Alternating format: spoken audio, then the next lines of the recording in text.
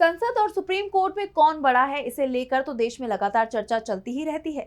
लेकिन एक सवाल और भी उठता रहा है कि सुप्रीम कोर्ट में 34 जज हैं, जिसमें सीजेआई भी शामिल है। तो इनमें से सबसे ज्यादा ताकतवर कौन है? और अब सुप्रीम कोर्ट के मुख्य न्यायाधीश ने खुद बता दिया है कि किसके पास ज्यादा ताकत है। तो क्या कुछ कहा सीजेआई ने, देखिए इस रिपोर्ट में। सुप्रीम कोर्ट में क्या सीजेआई सबसे ताकतवर जज होते हैं? दूसरे जजों के पास जो शक्तियां होती हैं, क्या सीजेआई के पास उनसे ज्यादा शक्तियां होती हैं? इन चर्चाओं पर अब सीजेआई बीआर गवई ने विराम लगा दिया है।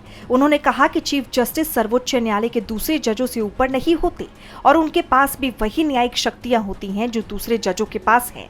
आपको बता दें, सीजेआई गवई की अध्यक्षता वाली 3 जजों की बेंच ईडी की उस अर्जी पर सुनवाई कर रही थी जिसमें उसने 26 अप्रैल 2023 के रितु छाबड़िया बनाम भारत संघ मामले के फैसले को वापस लेने की मांग की थी। इस फैसले में सुप्रीम कोर्ट के 2 जजों की बेंच ने जांच एजेंसियों की तरफ से अधूरी चार्जशीट दाखिल कर डिफॉल्ट बेल रोकने की प्रथा की निंदा की थी और कहा था कि ऐसे मामलों में भी आरोपी का डिफॉल्ट बेल का अधिकार खत्म नहीं होगा।